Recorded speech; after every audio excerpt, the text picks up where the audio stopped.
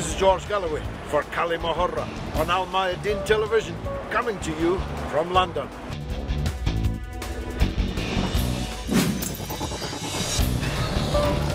Coming to you from London.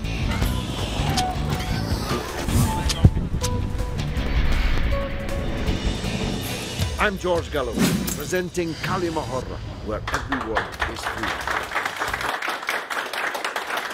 Welcome to كلمة with me, George Galloway, on Al Mayadeen Television, coming to you from London. If you can judge a man in part by his enemies, you can probably judge a political deal by the people it made happy and the people it made unhappy. All the worst people in the world are very unhappy indeed at the deal between the Islamic Republic of Iran and the Permanent Five of the United Nations +1. That probably means it's a good deal. I certainly believe so. And the governments of the P5+1 are doing their best to make sure that the deal is implemented in full. And I have every confidence that Iran will do the same. But that doesn't mean that those who are unhappy have given up the fight. As a matter of fact, Netanyahu and those who support him on the right of American politics, but some of them in the Democratic Party, the governing party, at least from the White House standpoint, are also ganging up to try and sabotage what would be President Obama's crowning achievement of his 2 presidential terms. Indeed, you could argue his only real achievement. Has he saved the best for last? I think he has. The peace that is breaking out with Cuba, if matched by the successful application of an end to a long, decades-long era of confrontation with Iran, punctuated by sanctions and threats of war, would be a real achievement for President Obama, for the United States, for the world, and also for Iran. Iran has negotiated its hand brilliantly. It has not conceded any of its red lines, and that's why Netanyahu is so bitterly angry. You'll remember at the United Nations when he appeared with his diagram, childish diagram, almost as if it had been drawn by a child, in which he sought to persuade us that Iran was on its way to a nuclear weapon, which would be coming our way soon. Of course, that was never true. The entire thing has been a canard. It has been, from the beginning, a political device to try to weaken Iran with regime change in mind. Iran has no nuclear weapons, had never any intention of making any nuclear weapons, is religiously precluded from building nuclear weapons by a fatwa from the Imam Ayatollah Khomeini.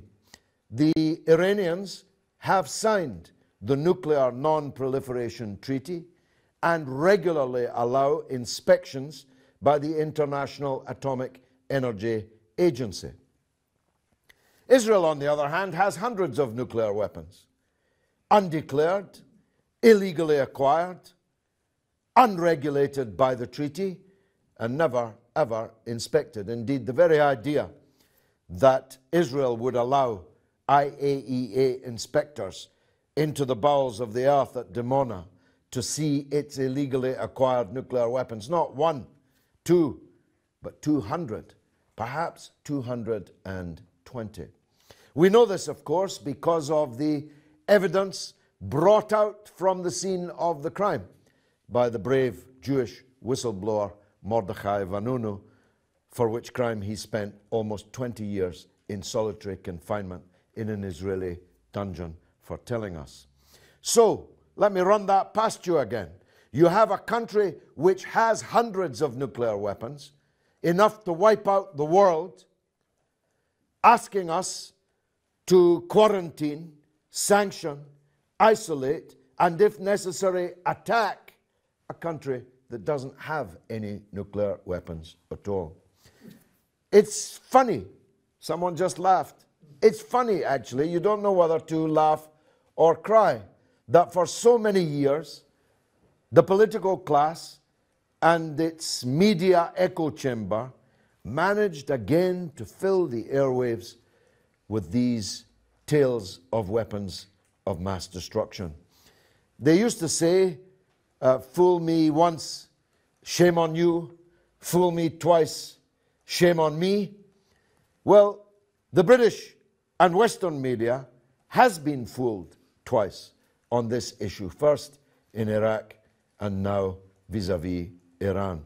But somehow, the resolution of Iran, which has made the best of this period of isolation and sanction, necessity being the mother of invention, Iran has done actually rather well whilst under international quarantine. It being obvious there was going to be no regime change in Iran, and it being obvious, increasingly obvious, that the far bigger, more pernicious threat to the security of the region and the world required Iranian cooperation to defeat it. The powers have reached the conclusion they should have reached a long, long time ago, that it's time to end the long, cold war with Iran. So I'm behind the deal. I know that there are some in Iran who are anxious about it, and I know that the worst people in the world are not just anxious about it, but angry about it.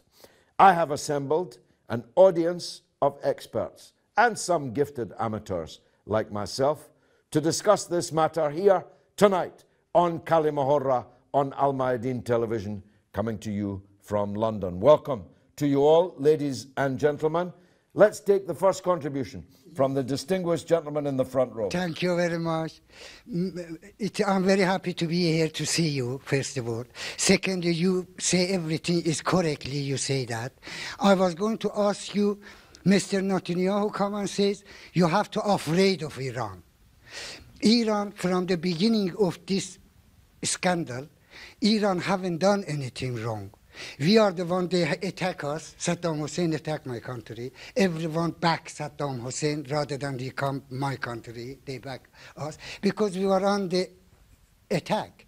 They had to help us. America have to help us. Now look what they have done. Saddam Hussein, they back Saddam Hussein. Now all the region are in trouble because of that. Otherwise, we get rid of Saddam Hussein in the first months. If they don't back Saddam Hussein. That is first thing.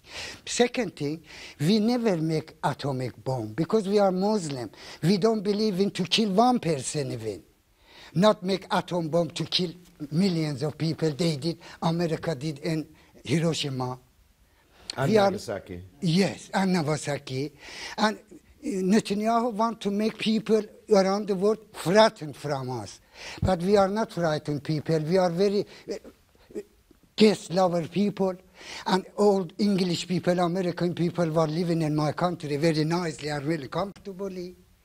Now they are our enemy. We are not enemy with anyone. We are friend with whole world. And our door is open for anybody to come and go and enjoy themselves in my country. And my people are very happy for this deal. If you see in the television, they were making a party out of it. Because we were best friend of America. I don't know what happened to them. Suddenly they turned their back to us. Well, they were the best friend of Iran when Iran was led by a tyrant who ran Iran for their benefit rather than the benefit of the people of Iran. It's nothing personal. They're not against you personally. If tomorrow, God forbid, la samahallah, you had a pro-American tyranny back in power in Iran, they'd be Iran's best friend again. In fact, they'd be trying to sell you nuclear power stations, which they did try to do during the era of the Shah. Iran has not attacked another country for more than 300 years. Exactly. Israel, which has hundreds of nuclear weapons, every day attacking on other people. It's almost every day and attacking and occupying other people. You have to operate of Iran, not me. Yes, let's take the gentleman in the in the middle. If someone attack your house, what are you going to do? Of course, you want to save your life, your family. Anyway, I'm happy with that deal, but now I hope they spend that money for the just Iranian people, not send it to Hezbollah or Lebanon or Yemen for to kill the other people. When that reason, I agree with this one, but I'm not agree that money goes straight away to other countries. I don't think anyway, something the gentleman say, you say we are Muslim, we not killed anyone.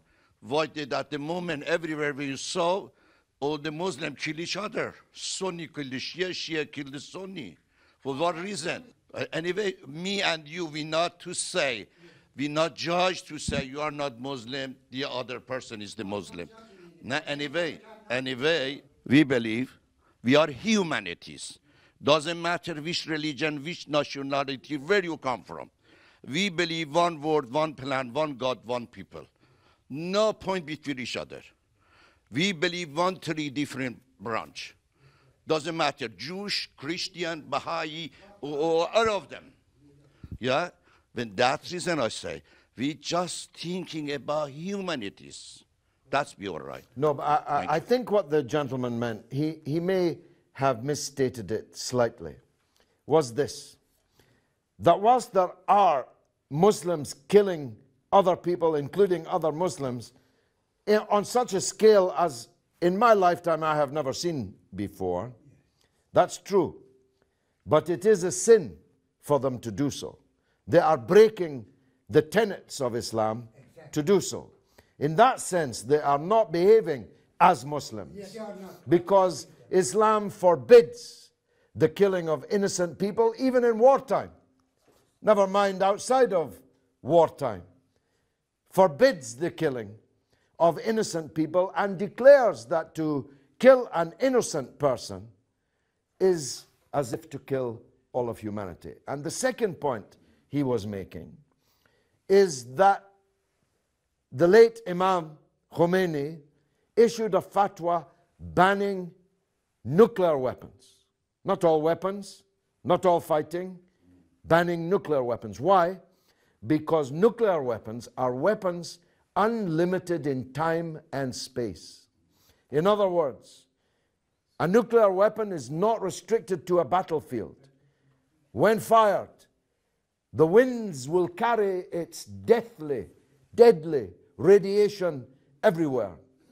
And unlimited in time because generations later, it will still be making people suffer. That's the qualitative difference between conventional weapons, however horrific, and weapons of mass destruction, particularly in this case, nuclear weapons. Let's hear from someone else. We'll get both of you back in. Yes, sir, in the middle. Absar Ahmed from here on the hill. We should forget about Israel, because Israel is not a different country. It is a part of America. Because every time somebody attacks Israel, America comes to their help. And now what they have done, which people may not realize, to get the attention out from Israel, they have created this ISIS, so that everybody in the world are thinking or talking about the ISIS, and they are nearly forgotten about Israel. Well, that has happened, but I don't think it's cause and effect. There is no doubt that other than Al-Mayadeen, almost all the Arabs have forgotten about Palestine. That's a fact.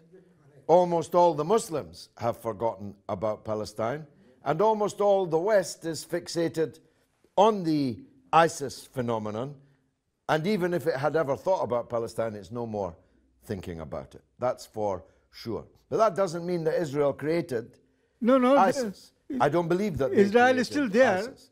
ISIS came from a very old stream or tendency, tradition within the Muslim Ummah of sectarian extremism, of this takfiri mentality. This is a bad day for me. A friend of mine, aged 82, who for 50 years had tended the antiquities of Palmyra, a man so in love with his work that even when they threatened him, he would not reveal where the treasures, where the antiquities had been hidden. After 1 month of torture, was decapitated and then hanged from the ruin that he had tended for half a century, an 82-year-old man. And I saw today a man I knew. I saw his head lying on the ground with his glasses still on his face. This satanic evil was not created by Israel. It serves Israel, but it wasn't created by them. This phenomenon exists in the Muslim Ummah. Back to you, because I cut you short. My second thing was that a brother said about that Israel is afraid of. The point is that when Israel was created 50 years ago by America and England and all that, it was only a little bit, tiny bit. Then they had a war in 56, Israel became a little bit bigger. Then they have war again, Israel became like that one. Now, Israel has got 200 nuclear, all right, all that, is a world power. Why they are still afraid of other small countries? They are the biggest, they are the world power now. Well, once I traveled to China with the late President Arafat. He asked me, do you want to go to China? I was young. I said, China? Wow, yes.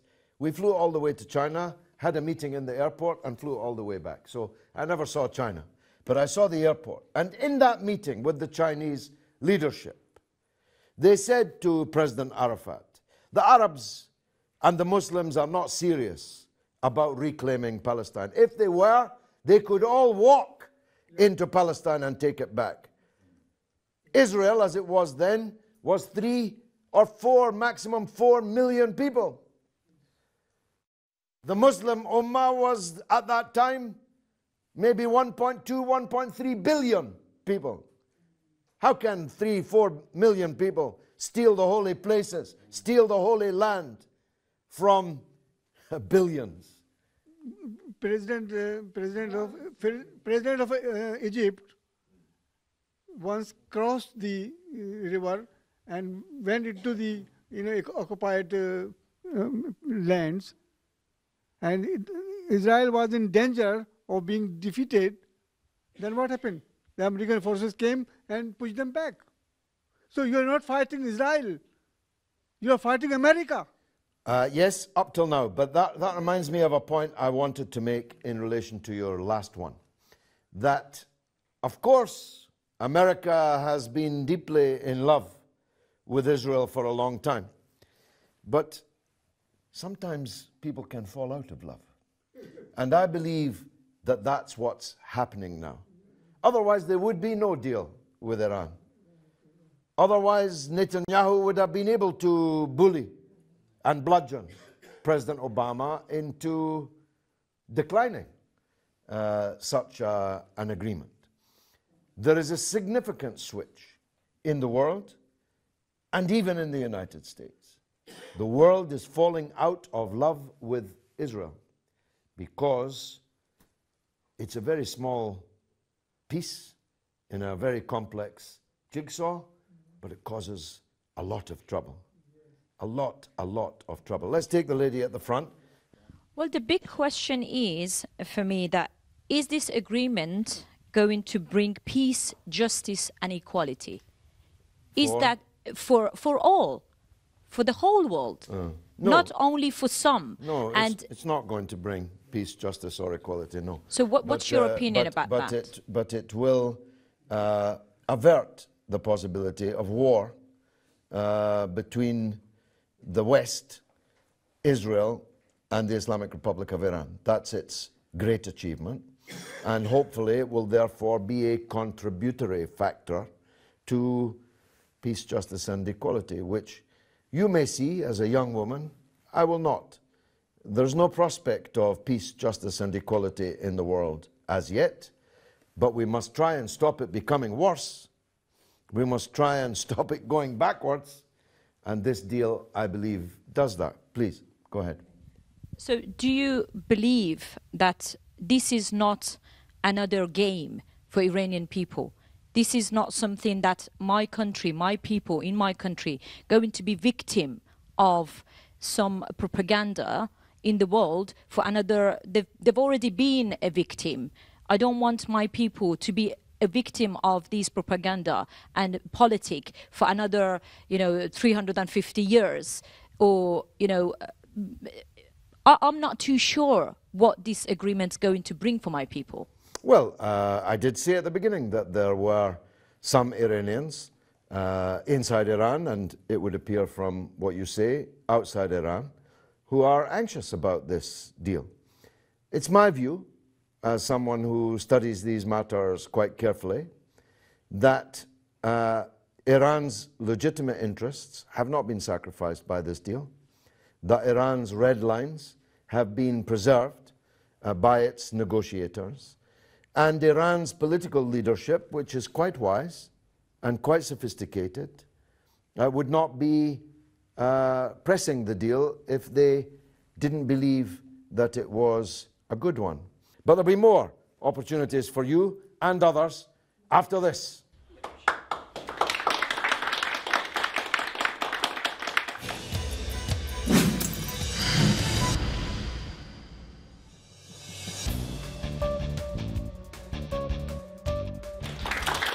You're watching كلمة with me, George Galloway, for Al Mayadeen Television, coming to you from London, but discussing the Iran nuclear deal between the permanent 5+1 and the Islamic Republic of Iran. I'm backing the deal. I have confidence in those who negotiated it. That doesn't mean it's going to go through, and there are many enemies of the deal who will try to ensure that it doesn't. But my expert audience here in London all have something to say too. Let's go to the gentleman in the second row. Go ahead, sir. Yes. Abu Saud from Middlesex.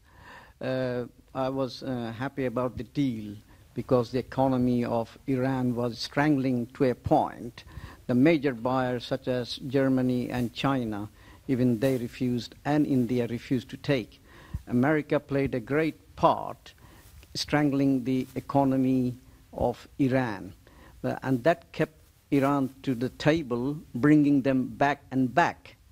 But I see the 5+1, can you correct me, was it China was included in it or not? Yes. It was. Right. The next thing I would like to say, when Israel was making a bomb, why adjoining countries like Lebanon, Syria, Egypt, they never objected? Why they were asleep at that time, waking up so long, and never through media they object even to the date. We remember Israel bombarded Iraqi nuclear establishment. How many, after a few uproar, and it all died down. United Nations never sent a force to Israel for doing so. They were never pulled in an International Court of Justice for what their arrangement was at that time, and hopefully people knows the air passage was given by Saudi Arabia to fly over their air passage, and that was a shame on the Muslim as a population as a whole to pitching against another Muslim country. Well, you ask me these questions, but I'm perfectly confident you yourself already know the answers. But for those who don't, Israel illegally acquired, secretly and illegally acquired, nuclear weapons in the 1960s. And many countries helped them, including Britain, including France, and the United States. They secretly transferred the heavy water technology that was required for the building of the bomb more than half a century ago.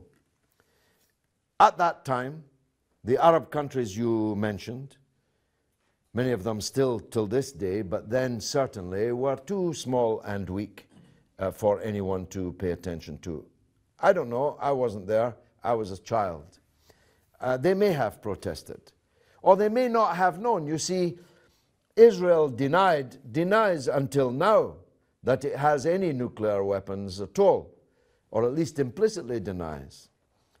We only knew around the middle 1980s when Vanunu came to London, and before he was kidnapped, drugged, and taken in a box to Israel for interrogation and trial with his jaw wired shut so that he could not speak in the courtroom to impart still more secrets.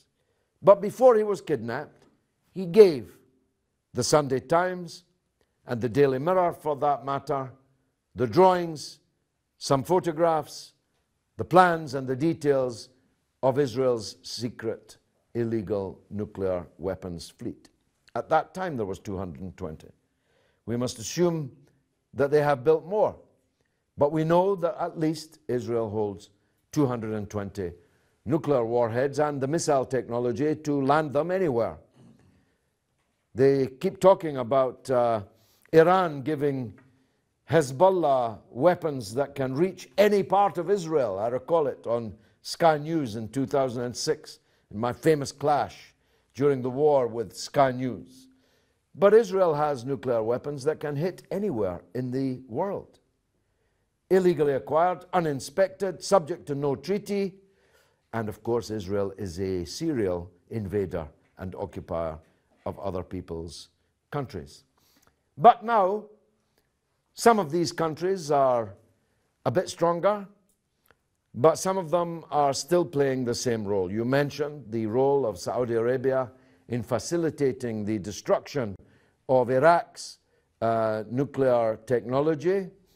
I have no doubt that some of these countries would have done the same if Israel had been in a strong enough position to attack Iran, to do the same thing to Iran's nuclear technology. But Iran has been much smarter than Iraq.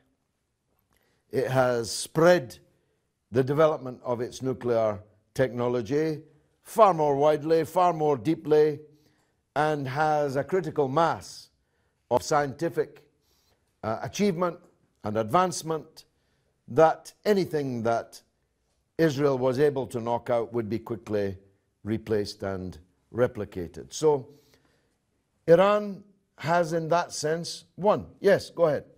Yeah, because Iran, by education, quite far advanced, sadly, against Iraq.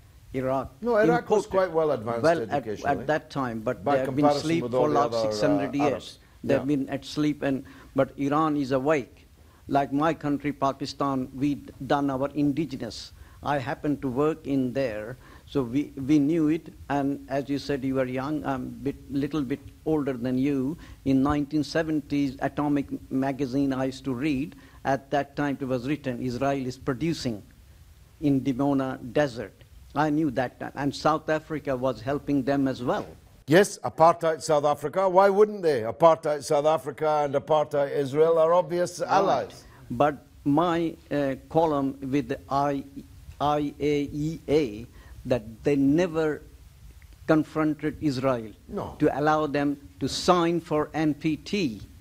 Well, the international agencies, not just the IAEA, but any international agency, doesn't get to grips with Israeli crimes for obvious reasons. The Israeli media is so strong, they come up with the flying colors over us. Well, yeah, but it's cowardice on the part of us, not any particular strength or brilliance on the part of them. Israel doesn't... for example, I was in Jenin, refugee camp in the West Bank, when it was massacred and laid waste by an Israeli, horrific Israeli attack from air and land, which massacred the people in the camp. And the United Nations Security Council met on a Saturday night, very unusually, and unanimously passed a resolution to send a delegation from the United Nations Security Council to check the camp in Jenin because of the reports of the massacre. And Israel told the United Nations Security Council, you will not be allowed to enter. They said our country, but of course it was illegally occupied territory. What did the UN Security Council do? They said, okay. They unpacked their suitcases and accepted Israel's statement that they would not be allowed to enter. But we know why that is. Because, as was pointed out earlier, up until now, the United States, with its veto power, but other veto power holders also, France and Britain, can be guaranteed to defend Israel against any serious scrutiny. Who's not spoken would like to come in? Okay, we'll take the gentleman at the... Mr. غالاوی, it is Mr. Obama promised to come and change everything. First of all, we don't see any change. Everything gets worse than it was. But secondly, I think it is more benefit Iran will get rather out of that deal than America will get more. And it is better friendship come between Iran and America. We always been friends with America. They changed their back to us. But it is all right. Thanks God, Obama woke up, and I hope he does let this go through in his parliament. What do you think? You think it is going to be? Well, first of all, he's not the leader of America in the sense that Ayatollah Khamenei is the leader of Iran. He is actually the leader of a part of America, and his leadership is running out fast. It has a finite date. So he is a weak president. He was weak to begin with, and now in the last 18 months of his presidency, he's much weaker. Because everyone knows that whatever happens, Obama is history in 18 months' time. And in the United States, in which both the major parties are more or less the same on all matters, you can be sure that the Republicans will oppose the Iran nuclear deal with all of their power, at least until they get in, at least until they defeat the Democrats.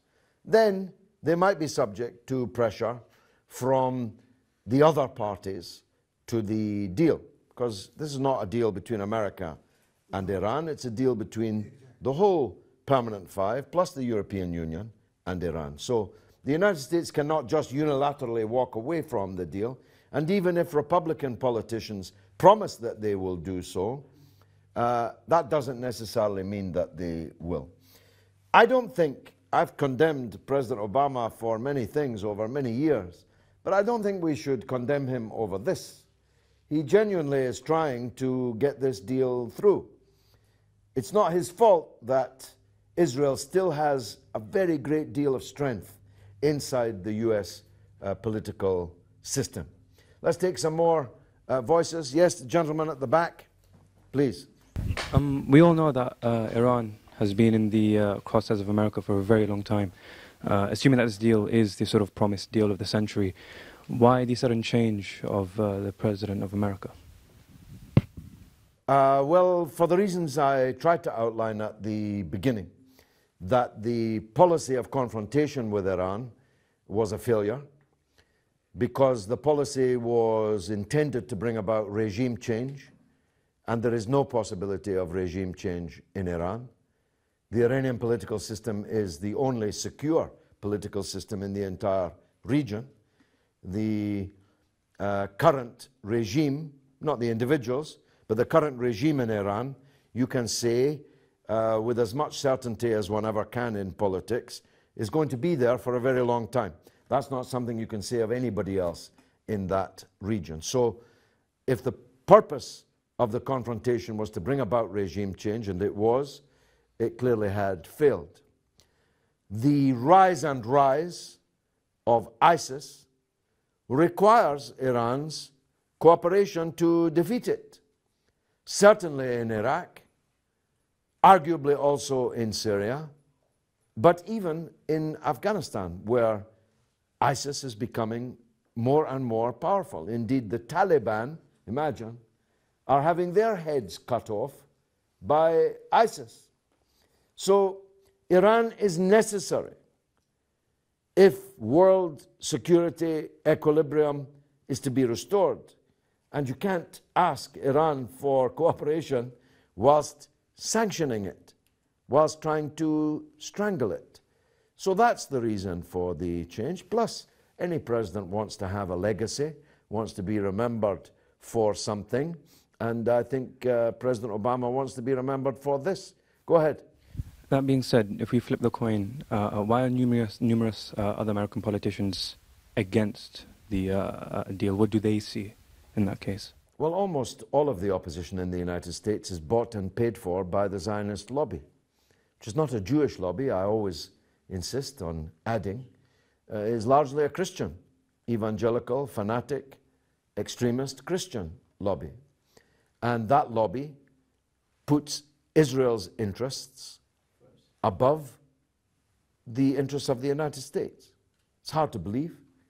Indeed, I always say to American politicians, we're not asking you to act in the interests of the Palestinians or the Lebanese or the Syrians or the Iranians or the Arabs or the Muslims. All we're asking you to do is follow a policy which is in the interest of yourselves rather than in the interests of a small country thousands of miles away on the coast of the Mediterranean. It's not a big ask, if you ask me.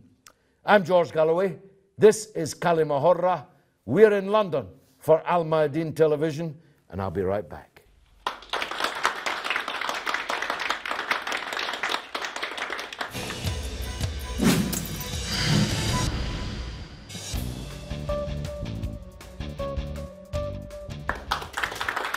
You're watching Kalima on Al Mayadeen Television with me, George Galloway, coming to you from London, talking about the Iran nuclear deal.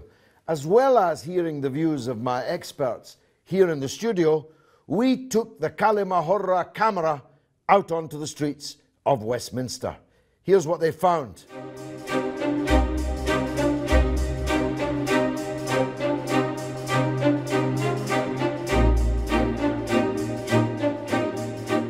Do you know anything about Iranian's nuclear deal? Something, yeah. What do you know about that? I know that it was the veto power countries in the UN were negotiating to try to just scale back the amount of Iranian centrifuges that they had, and in exchange they would lift a lot of economic sanctions.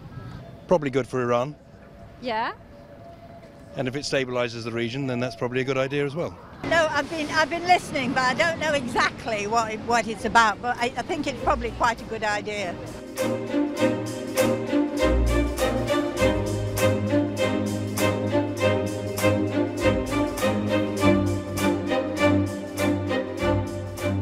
Do you think it still needs to be discussed in the U.S. Congress? Well,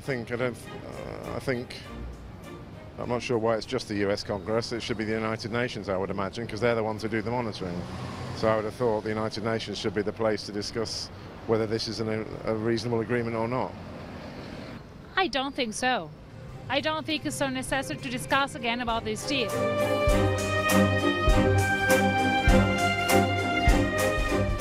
Do you think Iran is a threat?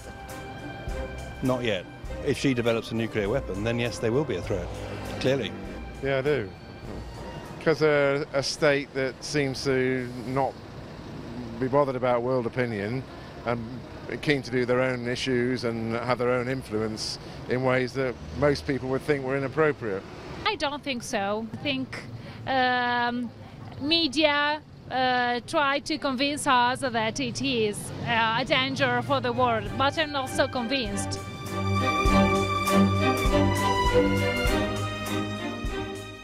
Well, that was the voice of the public on the streets. Let's continue the discussion here in the studio. Let's go to the gentleman, distinguished journalist in the front row. Yes, sir, please go ahead. Hello, my name is Ali Shirazi. I am a journalist. ببینید به نظر من با توافق هسته‌ای 4 گروه مخالفن: اسرائیل، عربستان، جمهوری خواهان آمریکا و کسانی که فکر میکنن این توافق باعث میشه که ایران به حماس و حزب الله کمک بیشتر کنه و حقوق بشری که در این توافق دیده نشده. در مورد اسرائیل باید بگم که همین هفته پیش اطلاعات ارتش اسرائیل گزارشی رو منتشر کرد که در اون کسانی رو که میتونن باعث خطر برای اسرائیل بشن رو معرفی کرد و طی 5 سال آینده ایران هیچ خطری بر اساس این گزارش برای اسرائیل نداره.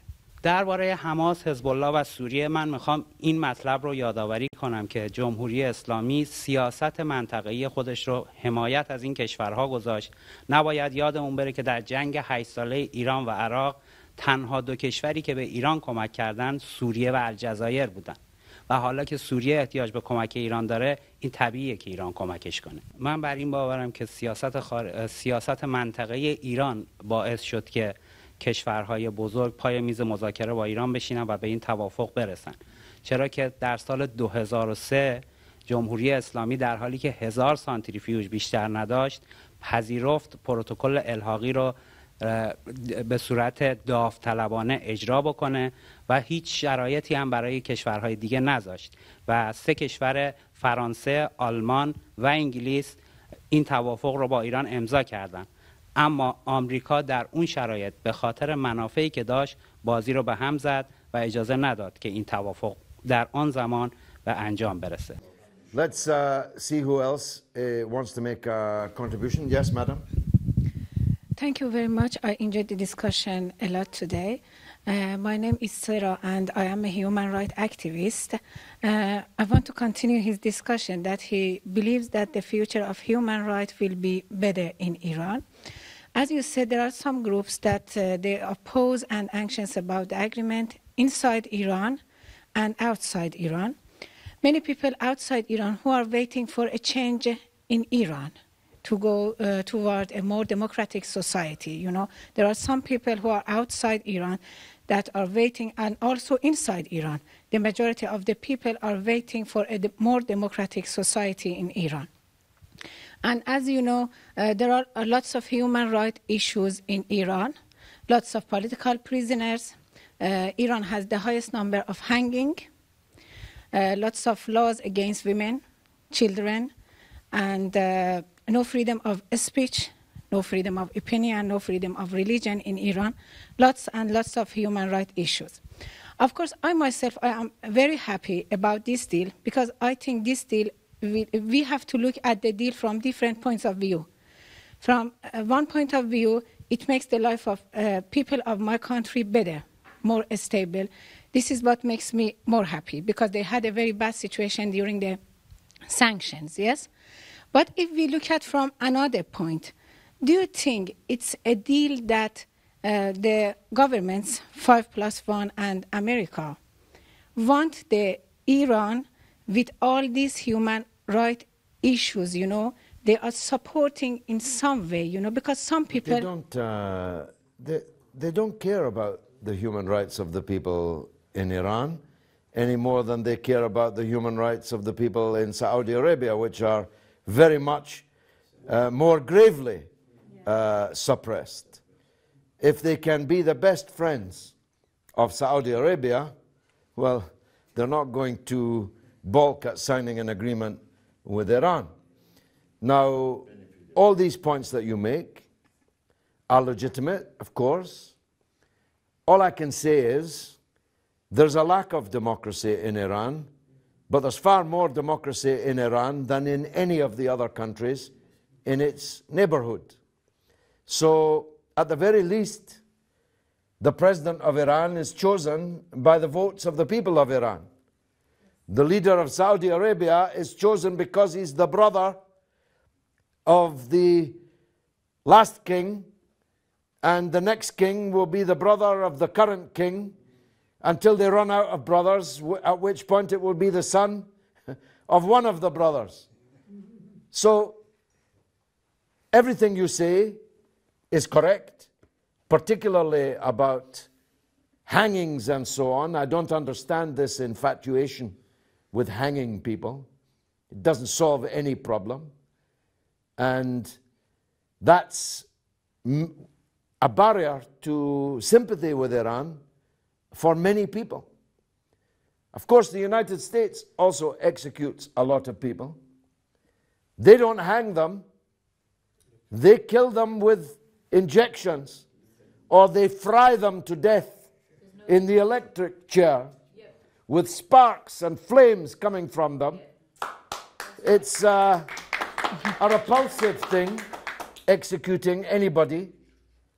In my opinion, it shouldn't happen. And there are certainly other issues in relation to human rights with Iran.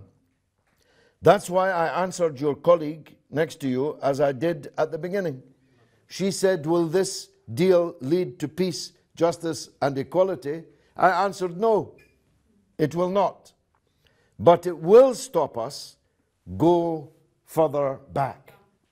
It will, if implemented, mean that there will not be a cataclysmic war. And I'm glad that you, as an opponent of the political system in Iran, are at least standing by your people. Yes, of course. You are happy with the deal because it will make life better for your people.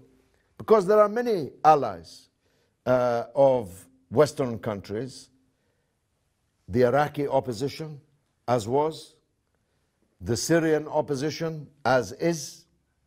There are many such people who are begging foreigners to come and kill their people so as to put them in power. I knew them well when they were in London. Now they're in Baghdad. I know them well in London who hope to be in Damascus.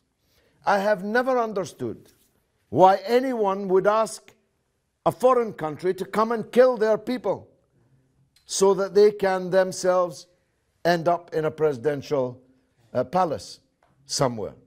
Let's take some other contributors. Let's see someone over here who hasn't spoken yet. Yes, sir? Can we count on the Imam's fatwa? Because you twice you mentioned the Imam's fatwa. That's about the nuclear bombs. Do you believe can we count on them? Well, I believe them. I don't believe that Imam Khomeini was a liar. I believe he sincerely meant what he said. And I believe that the Iranian political system is loyal to the thinking and the line of Imam Khomeini. This I believe. But if you're looking back forward, back of the history of Iran, you will see that they changed their minds a few times, the fatwas. Many times they changed the fatwa. Well, let's not rely on the words of Imam Khomeini. Let's rely on the words of the International Atomic Energy Agency, which has repeatedly stated, that there is, I'm quoting them, these are not my words, their words, there is, quote, no evidence that Iran is trying to build a nuclear weapon, unquote. So, never mind the spiritual, let's deal with the temporal, let's deal with the professionals in the IAEA. This is what they say. And the fact that Iran, unlike Israel, allows inspection of its facilities and has now signed a deal which allow more and more intrusive inspection of its nuclear activities tells me that we can rely on what they have said. Gentleman behind you. Thank you. Yeah, you just said that America accepted that there is no nuclear, feeling over there. They're not making no weapon of. But in Iraq, the inspector says there is no weapon of mass destruction in Iraq, and they still attacked in Iraq. Unfortunately, they didn't say it as clearly as that, not as clearly as they're saying now. If Dr. Hans Blix had said before the war what he said after the war, there might not have been a war. But he was not so clear. He only became clear when it became clear that the majority of the world had already concluded that the Iraq war was a catastrophic blunder. I lived every hour of that. I know every line, every word of that story. He asked for 1 month. He asked for 1 month, and they wouldn't give it to him because they knew that after that 1 month, the report could only be that there are no weapons of mass destruction. But they already knew there were no weapons of mass destruction. If Iraq had weapons of mass destruction, they wouldn't have invaded it. They will never invade North Korea because they know that North Korea does have weapons of mass destruction and would use them. But our prophet, Tony Blair, gave the green signal to the Bush to go and attack. I'm with you. For sure. You don't have to educate me on this question, I assure you. Yes, madam, in the front row. As I'm deeply happy about this deal, and I congratulate Mr. Rouhani and Mr. Obama for having this agreement, and all the people who agree with this, because as I believe, war does not discriminate, so does peace. If there is a war, it's for everyone. And if there is a peace, it's for everyone. But what I'm pleading from the government of Iran, that this is beautiful. What you're doing is beautiful. But make sure the peace comes to my country people inside Iran. That's what I'm worried about. Well, I'm not here speaking for the Iranian government. I'm definitely not here to speak for the Iranian government, and you as an Iranian are perfectly entitled to that point of view. What I have a right to have a view on is whether or not my country goes to war with Iran, whether my country is part of an economic quarantine, which is war by other means upon Iran, and I have wholeheartedly opposed that.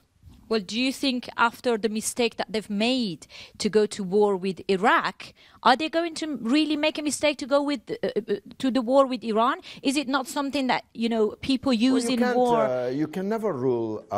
Look, the war with Iraq was a total catastrophe, but that hasn't stopped them from trying to do the same thing in Syria. And Israel, despite what was said earlier, whilst entirely supported by Western countries, is not owned by Western countries and has several times acted in what it thinks is its own interest, even at the expense of the country that pays for it. It is the only known example of a tail which seeks to wag the dog. Everywhere else, the dog wags the tail. Israel tries to be the tail which wags the dog. So you cannot rule out that Netanyahu would make an attack on Iran.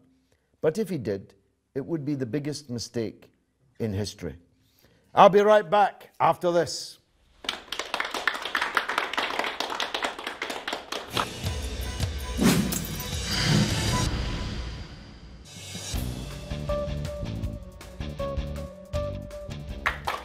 You're watching كلمة with me, George Galloway, for Al Mayadeen Television, coming to you from London. We're talking about the Iran nuclear deal with the P5+1, and a cracking debate it's turning out to be.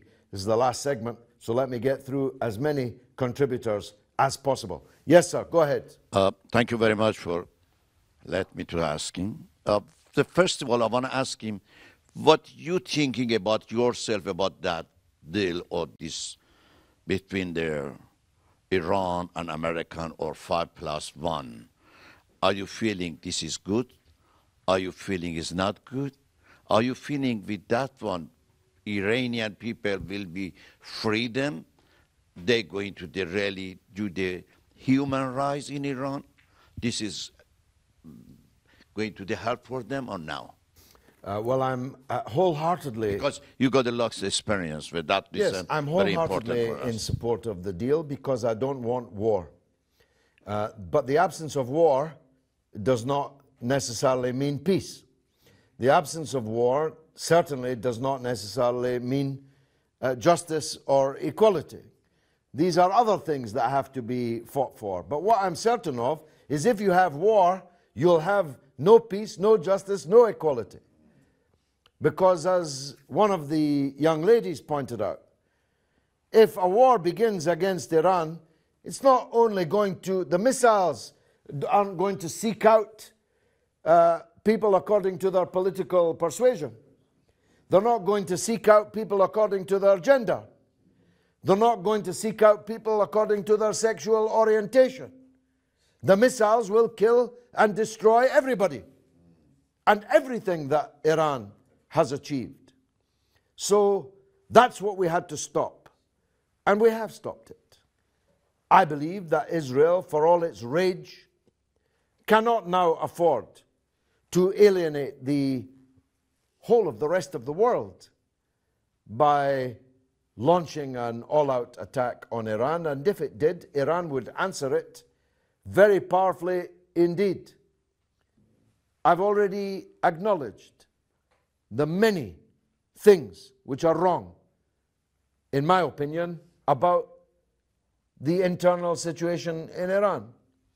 But I insist on making the point that whatever shortcomings and problems there are in Iran are less than the similar problems in neighboring countries. I ask again. We should not compare ourselves with the worst. We No. should compare No. ourselves with the best. No, you are entitled to say that. But I have a problem with it because my country supports the worst. My country sells weapons to the worst. My country rolls out the red carpet for the worst, kisses the nose of the worst. So I can't accept my country having one standard towards yours whilst it has a different standard towards the worst. That's the point that I'm trying to make. Yes, go ahead, sir. Let me move on the nuclear bomb because it's clear for me.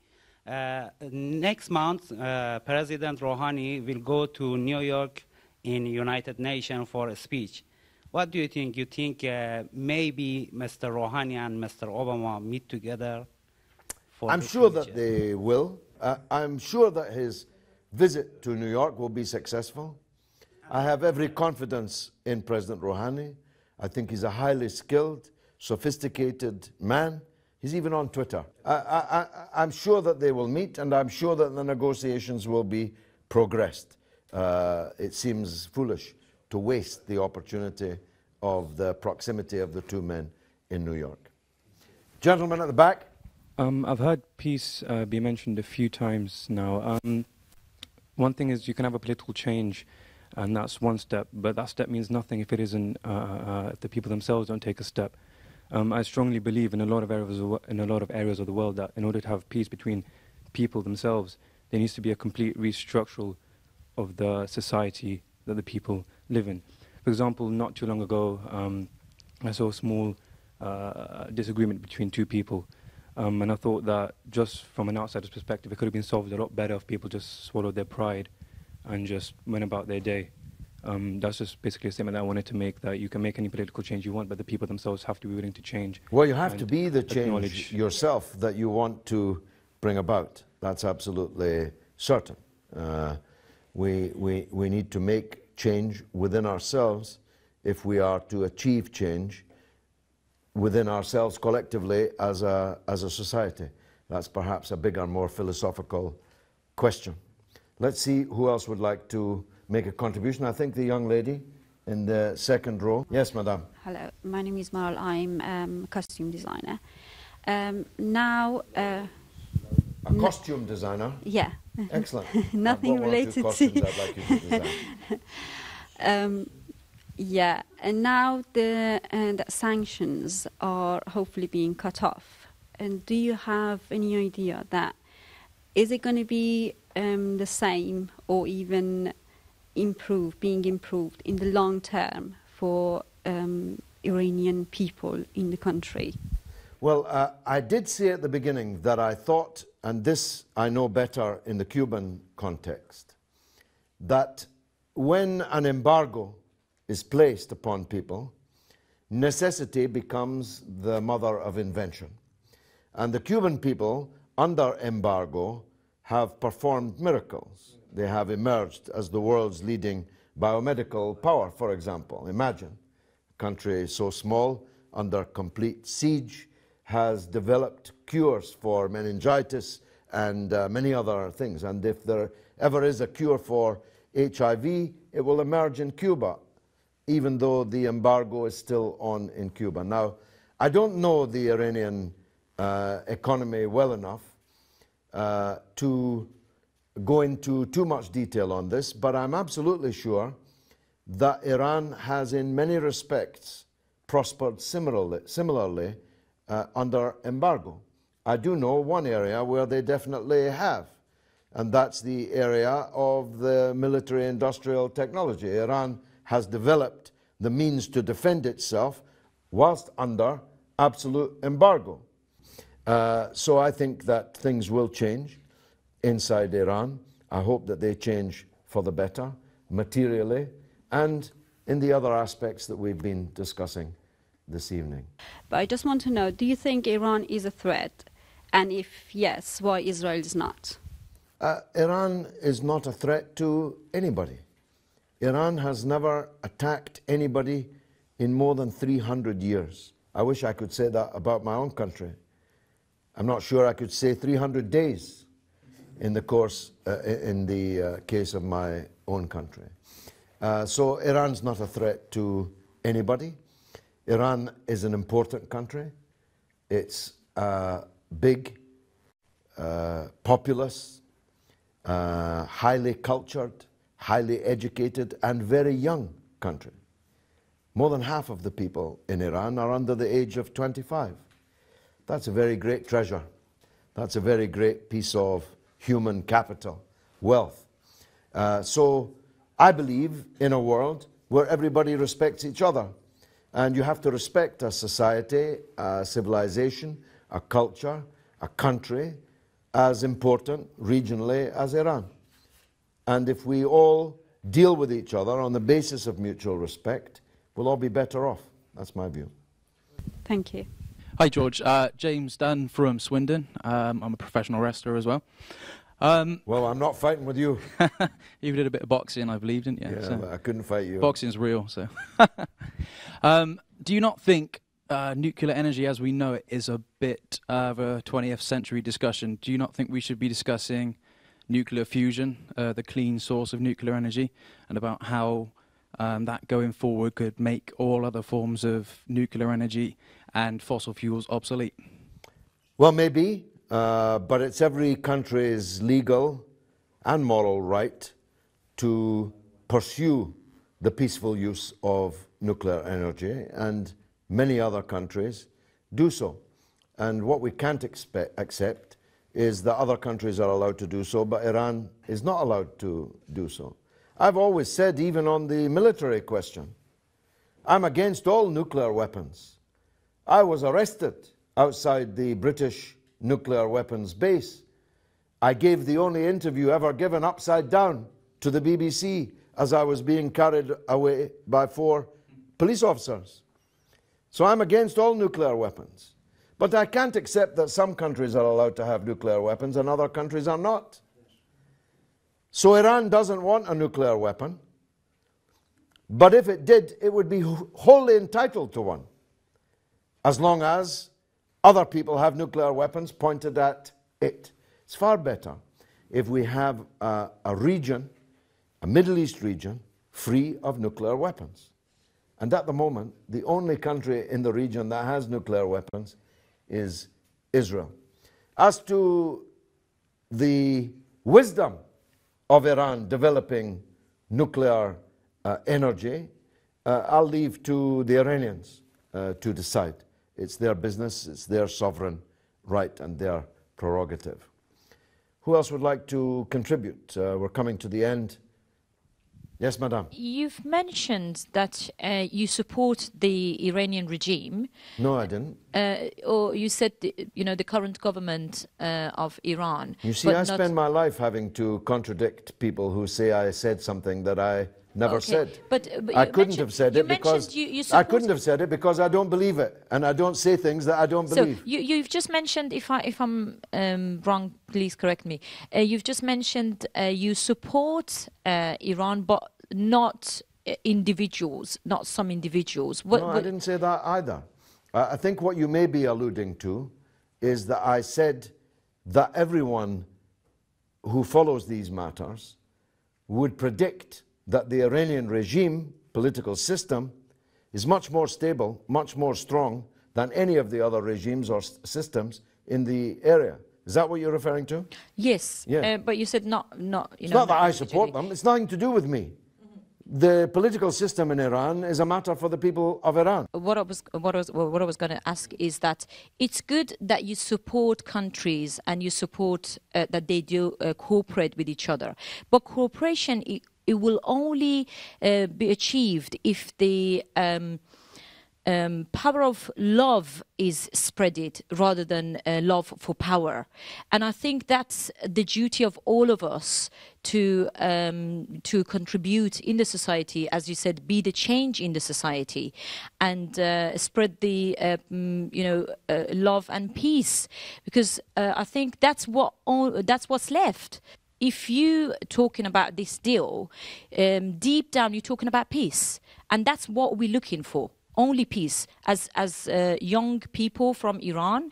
And for me, the peace is the most important thing, and I've come here because of peace.